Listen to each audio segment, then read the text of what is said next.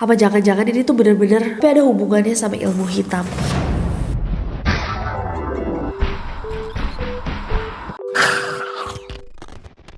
Hey guys, it's Nasi and welcome back to Neror. Kalau kalian belum subscribe ke channel ini, jangan lupa klik tombol subscribe-nya. Terutama kalau kalian suka banget sama horor. Neroris, aku tahu aku dan kalian suka banget sama horor. Ya iyalah, kalau nggak ada Neror.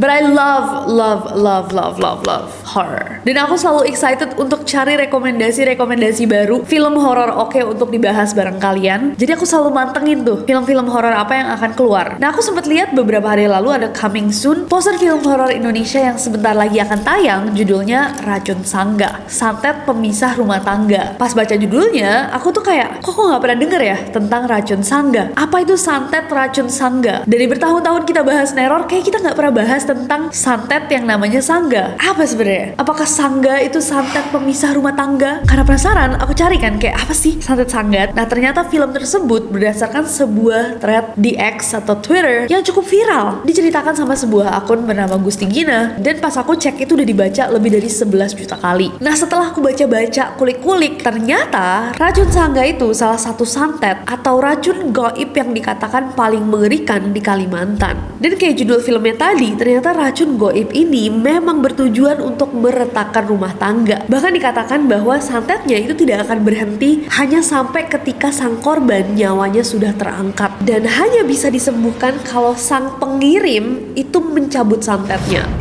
Very fascinating karena ini sesuatu yang baru juga aku dengar. Aku sempat kulik-kulik lagi dan ternyata di internet tuh aku nemuin emang ada satu jenis pohon di Kalimantan yang bernama sangga. Tapi aku belum tahu pasti apakah pohon sangga ini ada kaitannya sama santet racun sangga. Coba buat neroris Kalimantan, ada nggak yang pernah dengar tentang racun sangga ini? Apakah ada kaitannya sama pohon sangga? Aku tunggu komentar kalian di bawah. Nah, untuk mengobati kekepoan kita, langsung aja kita baca thread tentang santet racun sangga ini biar kita tahu lebih banyak, guys. Langsung aja, ini adalah thread horor viral, kisah nyata pasangan suami istri kena santet mematikan dari sang mantan. So without any further ado, stop senyum-senyum, cause shit's about to go down.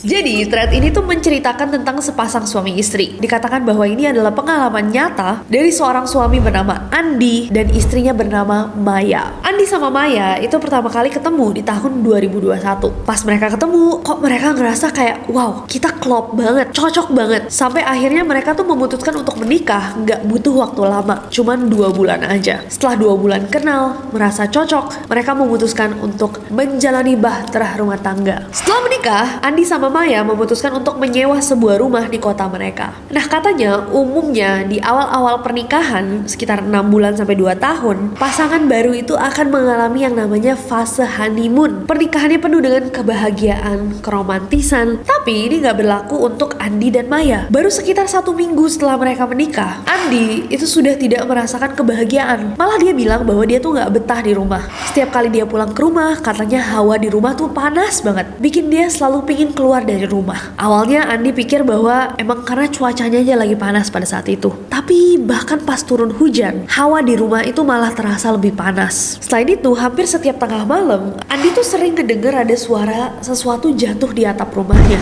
Andi pikir bahwa mungkin aja itu buah mangga. But every time he checks, setiap kali dia cek di pagi harinya itu gak ada buah yang jatuh. Keanehan-keanehan yang mereka rasakan di rumah itu akhirnya mereka ceritakan ke keluarga mereka. Menurut keluarga mereka yang mengerti hal-hal supranatural, suara yang biasa muncul di atas atap itu biasanya gangguan jin. Bahkan ada yang bilang bahwa mungkinkah ada yang mengirimkan santet ke rumah mereka. Tapi penjelasan-penjelasan tersebut gak terlalu digubris sama Maya dan Andi. Walaupun semakin lama, bukan cuman suara di atap atau hawa panas di rumah yang mereka rasakan, Andi lama-lama mulai melihat ada bayangan-bayangan aneh di rumahnya. Ada satu kejadian yang masih diingat nih sama Andi. Suatu waktu, ibunya Maya itu lagi berkunjung ke rumah. Nah, saat ibunya Maya mau pulang, Andi pun mengantarkannya ke depan rumah. Dan di sana, Andi tuh melihat ada seorang perempuan parubaya yang dia kira adalah temennya ibunya Maya. Perempuan itu perawakannya sedikit gemuk, berpenampilan seperti bibi jamu, dan saat ibunya Maya berjalan menjauh dari rumah, perempuan itu mengikuti di belakang ibunya Maya. Gak lama kemudian, Andi pun menelpon mertuanya dan nanya,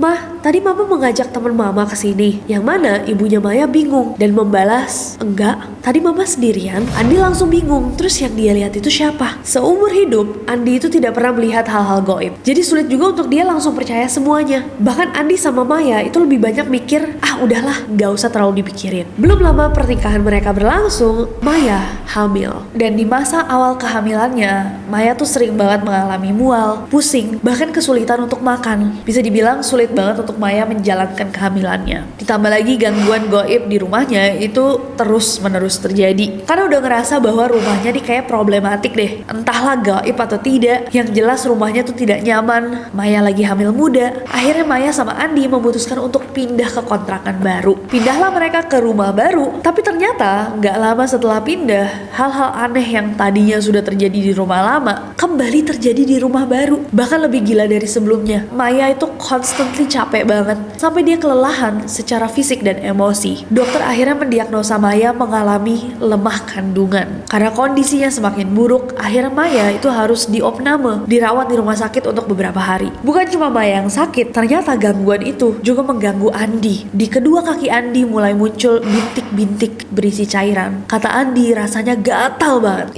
Butiran-butiran yang tadinya muncul cuma di kaki, lama-lama menyebar ke seluruh badan. Ini ada fotonya juga. Andi sama Maya akhirnya pergi ke dokter. Dokter pun memberikan obat dan juga salep. Tapi setelah rutin diminum dan digunakan salep dari dokter, kondisinya Andi malah semakin buruk. Butiran-butiran yang tadinya kecil-kecil berisi air itu lama-lama jadi lebih besar. Semakin besar, semakin menyebar ke seluruh badan. Bahkan sampai ada yang membesar sebesar telur. Kalau dicus gitu air. Oh iya, dijelaskan, setiap kali butirannya pecah, keluar nanah seperti ada minyak di dalamnya. Dan menurut Andi, setiap ada butiran yang pecah, rasanya tuh sakit luar biasa. Perih, panas, seperti berjalan di atas paku panas yang tersusun rapi. Akhirnya karena tidak membaik, Andi sama Maya datang lagi ke dokter. Tapi anehnya dokter yang memeriksa lagi-lagi tidak bisa memberikan kesimpulan apa penyebab dari penyakit yang dialami sama Andi. Dokter hanya bisa memberikan dia salep lagi, dan salep itu digunakan sama Andi secara rutin, tapi lagi-lagi penyakitnya semakin parah. Sampai-sampai at one point Andi tuh udah gak bisa jalan guys, karena kakinya itu semakin membusuk akibat luka buliran itu. Andi dan Maya akhirnya pergi ke dokter spesialis kulit. Dokter spesialis kulit meneliti sakitnya Andi cukup lama sebelum dia menyimpulkan bahwa Andi harus diopname. Andi sama Maya kebingungan pada saat itu dan bertanya, "Kenapa dok? Emang separah itu?" Dokter mengatakan bahwa kalau dari hasil pemeriksaan terlihat seperti penyakit kulit, terlihat juga seperti alergi, luka yang tidak kunjung sembuh, bahkan bisa dikaitkan sama penyakit gula, diabetes. Dokter juga mengatakan bahwa ada infeksi bakteri dan sebagainya. Tapi begitu ditanya apa penyebabnya, dokter juga tidak bisa memastikan. Maya yang pada saat itu lagi hamil guys, harus merawat, mendampingi Andi. Kondisi Andi semakin buruk, bahkan gatal dan butiran nanah itu udah sampai ke bagian dadanya. Pikiran sama mentalnya Andi juga semakin lama semakin parah. Dia mulai ngelihat ada penampakan-penampakan, dengar suara-suara aneh, bahkan dia mulai mendapatkan dorongan-dorongan untuk menyakiti dirinya sendiri, sampai menghilangkan nyawanya sendiri. Setiap kali dia ada di rumah dan melihat adanya benda tajam, dorongan itu semakin kuat. Kata Andi, kayak ada suara di kepala dia yang nyuruh dia kayak, "Ayo coba tusukkan pisau itu ke badanmu." Pernah suatu ketika Maya tuh lagi ke dapur, terus dia ngelihat Andi memarut kulit tangannya sendiri di parutan sampai robek. Darah pun berceceran di dapur. Saat ditanya, kamu ngapain? Andi bilang bahwa saat dia memarut tangannya, dia sudah tidak merasakan gatal. Jadi saking parahnya gatalnya guys. Kebayang gak? Selain itu, Andi juga sering banget bermimpi buruk, kayak dikejar, disiksa, dan mimpi-mimpi itu selalu terasa nyata banget. Sampai sering banget buat Andi kayak kebangun di tengah tidurnya dengan nafas yang udah terengah-engah, kayak abis lari. Di beberapa waktu tertentu, Andi tiba-tiba batuk kering yang gak berhenti-henti sampai mengeluarkan darah. Meskipun udah minum air putih dan obat, batuk itu bener-bener gak bisa berhenti. Sampai akhirnya batuknya berhenti sendiri tanpa tahu kenapa juga. Tubuh Andi semakin lama semakin kurus. Kelihatan banget lah kalau dia ini bener-bener sakit. Keadaan Andi yang sakit secara fisik dan mental itu juga take a toll on Maya. Ngefek lah ke Maya. Bikin Maya merasa putus asa. Dia juga mulai putus asa sama pengobatan medis dan mulai beralih ke pengobatan alternatif. Bahkan Maya tuh mulai bertanya-tanya, apa jangan-jangan ini tuh bener-bener bukan penyakit biasa, tapi ada hubungannya sama ilmu hitam. Nah, disinilah perjalanan pengobatan alternatif mereka dimulai. Maya membawa Andi mendatangi banyak banget puluhan orang-orang yang memiliki kemampuan spiritual spiritual dengan latar yang berbeda-beda. Dari yang ada di daerah mereka sampai ke pelosok-pelosok, semua mereka coba datengin. Selama hidupnya, Andi itu tidak pernah percaya sama hantu atau ilmu-ilmu gaib lainnya. Bahkan Andi itu tidak percaya dengan fenomena kesurupan. Sampai akhirnya untuk pertama kalinya, Andi diruqyah oleh seorang ustadz. Saat mendengar lantunan ayat-ayat suci, tiba-tiba aja Andi ngerasa ngeblank. Dia mengaku bener-bener gak ngeliat apa-apa. Katanya rasanya itu kayak hanya mengambang di suatu tempat yang gelap. Dan setelah beberapa saat baru dia tersadar kembali. Maya on the other hand, karena dia ngeliat proses ruqyahnya, dia bilang bahwa yang dia lihat adalah Andi yang benar-benar kesurupan. Dia mengeluarkan suara yang berbeda. Suara yang keluar dari tubuh Andi adalah suara-suara wanita. Dan saat diruqyah, zat tersebut yang ada di dalam Andi mengatakan bahwa dia dikirim untuk menyakiti Andi. Saat Maya cerita sama Andi apa yang dia lihat, Andi itu gak percaya karena itu sulit banget dicerna. Tapi mulai dari situ Andi perlahan-lahan percaya bahwa yang dia alami itu bukan penyakit biasa, bahwa santet itu mungkin sesuatu yang nyata. Disinilah ketika mereka mulai berpikir, terus kalau Andi beneran disantet, siapa yang mengirimkan santet tersebut? Siapa yang benci sama Andi sampai mau menyakitinya separah itu? Jawaban dari orang-orang pintar yang mereka datangi itu berbeda-beda, tapi semuanya mengatakan bahwa ini adalah ilmu hitam dari seorang dukun. Beberapa orang pintar memberikan kayak semacam ciri-ciri dari pelaku, clue, petunjuk. Baru mereka ketemu sama satu orang, seorang paranormal yang mengatakan bahwa sang pengirim adalah seseorang dari masa lalunya Maya, tepatnya sang mantan. Walaupun begitu, mereka tuh gak mau konfront dan juga gak mau mempermasalahkan lah orang yang lagi menjahati mereka. Mereka bilang udah biar aja Tuhan yang membalas. Yang penting fokus kita adalah Andi bisa sembuh. Kondisi Andi malah semakin lama semakin buruk guys. Bahkan bisa dibilang mencapai titik terendah. Dia udah gak bisa berdiri, pikirannya kacau balau, delusi setiap hari, dan mulai mengalami muntah darah. Andi benar-benar merasa kehilangan semangat hidup. Tapi Maya guys, Maya tuh benar-benar gak mau nyerah. Dia benar-benar gigih menyemangati suaminya, merawatnya, mulai dari memandikan, menyiapkan makan, menyiapkan minum, obat, mengoleskan salep, merendam kaki Andi dengan menggunakan air hangat dicampur garam Himalaya, daun sirih, berangkat ke orang pintar. Ini semua dia tetap lakukan walaupun pada saat itu dia sedang mengandung besar. Baik banget ya orang. Sampai akhirnya Maya sama Andi sudah ada di poin dimana mereka percaya bahwa ini datangnya dari ilmu hitam. Tapi tetap mereka ingin tahu santet apa ini yang dikirimkan kepada Andi. Salah seorang kerabat mereka menyarankan mereka untuk datang ke sebuah tempat terapi pengobatan holistik. Ada satu tempat yang dikenal bisa menyembuhkan penyakit akibat ilmu gaib. Bahkan di sana akan diberikan penjelasan ilmiah dan non ilmiah terkait fenomena yang terjadi. Jadi pengobatannya nggak cuma secara spiritual, tapi juga terapi secara batin, diberikan obat herbal yang berasal dari tanah Kalimantan. Berangkatlah Maya sama Andi ke sana dan Andi dibacakan doa-doa dan katanya dia bereaksi layaknya seorang pasien santet.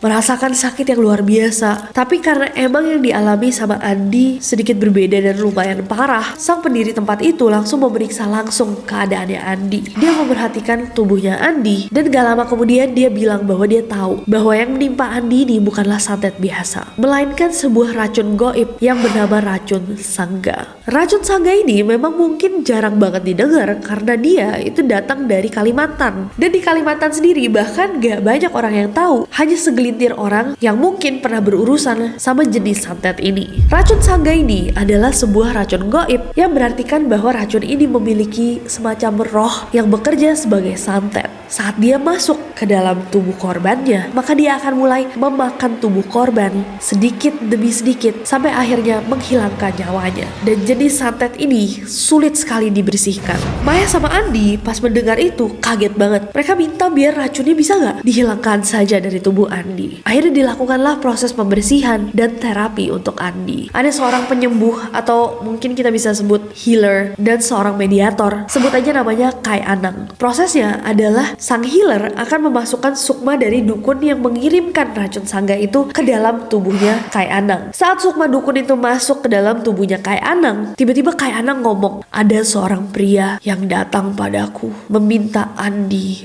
mati secara perlahan. Terjadi pembicaraan antara Sukma sang dukun dan juga sang healer. Dan pas mereka ngomong, Andi sama Maya tuh gak terlalu ngerti mereka ngomongin apa. Yang mereka tahu, akhirnya dukun yang ada di dalam tubuhnya Kai Anang mengalah dan Andi disembur air doa di bagian tubuh yang sakit. Setelah proses terapi selesai, beberapa hari kemudian Andi diberikan minyak oles. Minyak olesnya udah didoa-doain gitu, dan itu akan membantu luka-lukanya mengering sampai sembuh. Minyaknya harus diolesi secara rutin, dan bener aja lama-lama butiran-butiran nanah di tubuh Andi mulai sembuh dan berkurang. Selain mengoleskan minyak, Maya sama Andi juga disarankan untuk membaca doa dan amalan di rumah, termasuk zikir pagi petang. Nah, sekitar beberapa minggu kemudian, bener guys, Andi membaik. Dia mulai bisa berjalan, tidur mulai nyenyak, halusinasi dan delusinya juga sangat berkurang. Bisa dibilang sudah hampir kembali normal. Dan untuk beberapa waktu, kehidupan mereka nih sudah mulai tenang. Sampai di awal tahun 2022, anak pertama mereka pun lahir. Andi sudah sembuh, dia sudah mulai bisa bekerja kembali, tapi kok lama-kelamaan sifatnya Andi berubah. Dia mulai cuek, dingin, ke Maya tuh kayak gak peduli. Maya juga bingung apa ya penyebabnya, kok dia berubah banget. Andi sama Maya juga sering bertengkar tanpa alasan yang jelas. Andi later on bercerita bahwa waktu itu gak tahu kenapa, dia setiap kali melihat Maya, yang dia rasakan itu benci. Sekeras apapun dia mencoba untuk melawan perasaan itu, kebencian itu malah semakin besar. Sampai akhirnya Andi jadi jarang di rumah. Selain itu, anak mereka yang baru aja lahir itu sering menangis sendiri. Kadang anaknya juga kayak nunjuk-nunjuk ke sebuah titik kayak dia ngelihat sesuatu. Yang lebih menyedihkan lagi, anak mereka ini jadi sakit-sakitan guys. Batuk gak sembuh-sembuh walaupun udah dibawa ke dokter. Andi sama Maya udah mulai netting, negative thinking. Aduh, gimana nih kalau ini berhubungan lagi sama ilmu hitam. Akhirnya mereka mendatangi tuh tempat holistik tadi. Mereka berkonsultasi lagi tentang keanehan-keanehan yang dialami sama keluarganya. Setelah diperiksa, ternyata dukun yang sama yang waktu itu ngerjain Andi itu kembali mengirimkan santet. Dikatakan bahwa pria yang mengirimkan sebelumnya itu memesan jenis santet yang berbeda. Kali ini dia menggunakan jenis santet yang memakai setan berupa jin dasim. Tujuannya adalah untuk memisahkan suami istri. Maya sama Andi penasaran siapa yang mengirimkan santet itu, tapi dari ciri-ciri yang dikirimkan sama si orang holistik, ciri-cirinya mengarah ke mantannya Maya lagi. Meskipun begitu, Maya masih sulit percaya. Andi pun diruqyah lagi. Keadaan membaik untuk beberapa waktu, tapi gak lama gitu lagi. Maya sama Andi terus mencoba untuk memperbaiki apa yang bisa diperbaiki. Tapi malah Andi sama Maya ini tambah lama tambah membenci satu sama lain. Bahkan mereka udah mulai mikirin apakah mereka lebih cocok bercerai. Dorongan untuk bercerai begitu kuat, tapi mereka mencoba untuk menahan diri, mengingatkan diri mereka bahwa ini kayaknya tujuannya deh, tujuan dari sang pengirim santet. Maya yang kebanyakan pikiran juga mulai mendapatkan dampaknya. Dia mulai sakit-sakitan, gelisah, curigaan, dan sering merasa lelah sama hubungan rumah tangganya. Dia sering mimpi buruk, mimpinya selalu sama dan berulang. Dikejar-kejar sama binatang buas dan dikelilingi ratusan ular yang mengerubungi tubuhnya. Ih, aku paling benci nih dikejar-kejar binatang buas, tapi kita jalannya slow mo. Ya, kalau di mimpi gitu ya, kenapa ya? Lari kita slow mo. Di tahun 2023, tiba-tiba aja muncul sebuah luka di jarinya Maya yang tidak diketahui penyebabnya apa. Tim terapi holistik meminta Maya sama Andi untuk mengirimkan foto rumah mereka. Pas foto itu dikirimkan sama mereka, ternyata menurut tim holistik itu, di rumahnya Andi sama Maya itu terdapat banyak banget buhul. Buhul itu berfungsi untuk menarik jin sekitar untuk meneror rumah mereka. Karena temuan tersebut, akhirnya Maya sama Andi memutuskan untuk pindah rumah lagi. Pindah ke rumah baru, seperti sebelumnya teror pun tidak berhenti guys. Andi justru merasa lebih gelisah. Kata Andi pada saat itu, dia kalau ngelihat wajahnya Maya itu udah gak enak dipandang. Raut muka Maya katanya terlihat gelap. Bahkan di beberapa keadaan dia melihat Maya itu kayak dia ngelihat kok mukanya Maya muka nenek-nenek umur 90 tahunan. Andi juga pernah ngelihat Maya terlihat seperti sosok yang menakutkan. Tampilannya sangat buruk, baunya gak enak. Di rumah yang baru ini muncul juga hewan-hewan aneh guys. Ada lipan, entah dari mana datangnya. Setiap kali dibersihkan, udah ditutup lubang-lubang, tetap aja lipan-lipan itu muncul lagi. Maya sama Andi juga ngerasa bahwa teror gaibnya semakin lama semakin kuat. Mereka merasa kayak selalu diawasi, sholat pun jadi gak fokus. Lama-kelamaan Andi sama Maya udah mulai lelah, sampai akhirnya mereka pasrah aja dengan keadaan. Mereka juga udah berhenti terapi dan mencoba untuk bertahan aja dengan keadaan seperti itu.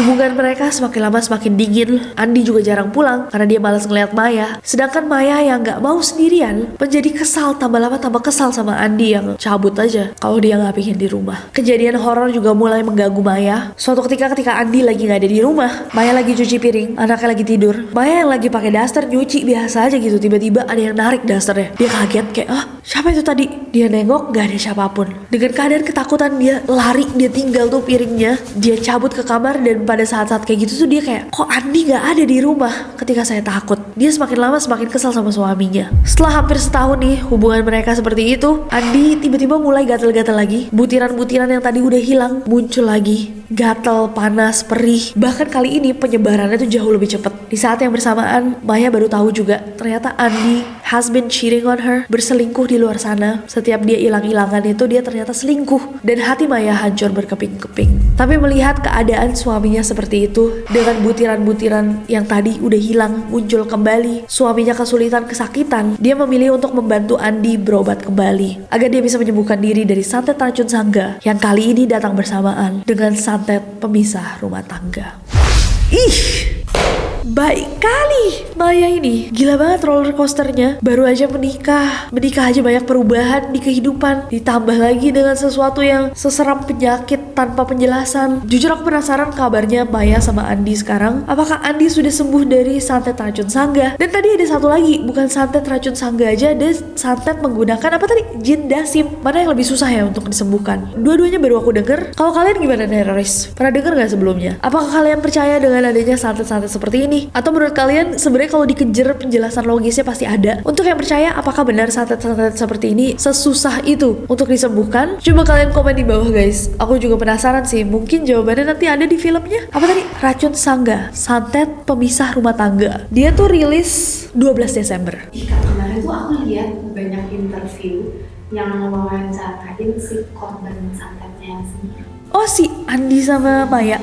Oh iya. Dia pakai masker gitu. Saya melihat itu cuma kata biasa, karena pada waktu itu pun juga bertepatan sama peristiwa banjir di tempat kami. Jadi ya saya berpikirnya kaki saya yang gatal ini yaitu dikarenakan banjir itu. Beberapa hari kemudian kok tiba-tiba gatal itu tambah banyak dan ujung-ujungnya malah ada nanahnya di situ ke tubuh. Nah itulah hal-hal aneh yang mungkin saya rasa ini sudah tidak masuk akal. Bahkan suasana rumah pun juga panas. Dan saya pribadi pun juga lebih suka tidur di bawah daripada tidur di sampingnya Maya. Selain penyakit kulit, penyakit fisik itu ada semacam muntah darah. Jadi malam itu kan saya mau makan sate gitu ya Mia. Mau beli sate gitu kan. Nah setelah makan sate itu kan kalau kita muntah itu otomatis kan makanannya yang ini ya. Nah ini malah enggak. Malah darahnya itu yang keluar dari darahnya kayak semacam hitam gitu. Ini darah hitam, bukan makanan yang dimuntahkan. Entah kenapa setiap kali melihat di tempat-tempat pojok-pojok itu selalu ada yang kayak ngawasin. Mungkin kalau di sini kayak ini ya, kayak genderuwo gitu ya, kayak nenek-nenek, kemudian semacam ada kunti. Bahkan hampir setiap kali saya membuka mata selalu ada. Apakah kalian tahu siapa yang melakukan ini semua kepada kalian? Sering banget Kak, sampai aku tuh mikirnya gara-gara aku lihat wawancara itu, aku tuh sampai mikir santet racun sangga ini beneran ada di Kalimantan.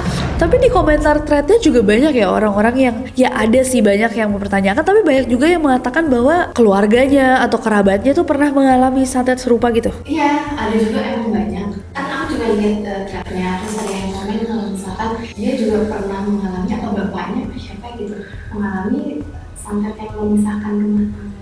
Oh, iya ya kalau dipikir-pikir tuh kayak dari dulu sebenarnya kan udah ada kata-kata tau gak sih? Walaupun joke, cinta ditolak, dukun bertindak. Iya kan? Berarti ini sebenarnya sebuah fenomena yang bukan baru ya. Tapi untuk tipe santetnya itu aku baru dengar. Kalau kalian gimana guys? Pernah dengar gak sebelumnya? Coba komen di bawah. Has this happened to you? Apakah pernah ada yang punya pengalaman serupa? Atau kalian bagian dari orang-orang yang skeptis dan tidak percaya bahwa santet itu ada? Coba komen juga kenapa. Atau juga banyak teroris yang praktisi medis. Mungkin punya penjelasan yang bisa membantu orang-orang yang mengalami hal serupa dengan Andi. Jujur aku sadar aku tidak cocok jadi dokter, karena jangan lihat beneran. Lihat foto-foto tadi aja aku udah lemes guys. Anyways, aku nungguin semua komentar kalian. Coba komen di bawah. Dan aku tungguin ide-ide berikutnya. Apa yang seru untuk kita bahas di Neror. Dan of course, jangan lupa subscribe dan kembaran sama aku. Linknya ada di deskripsi. Karena aku gak sabar untuk ketemu kalian lagi. Bye-bye.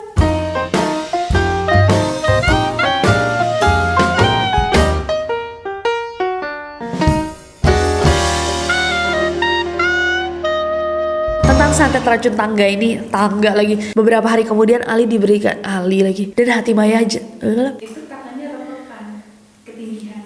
Kok slow mo? Aku pernah dikejar sama cacing raksasa, serem banget. Tapi ada tangannya. Serem banget. Pas aku lari, slow mo. Baywatch apa gimana gitu?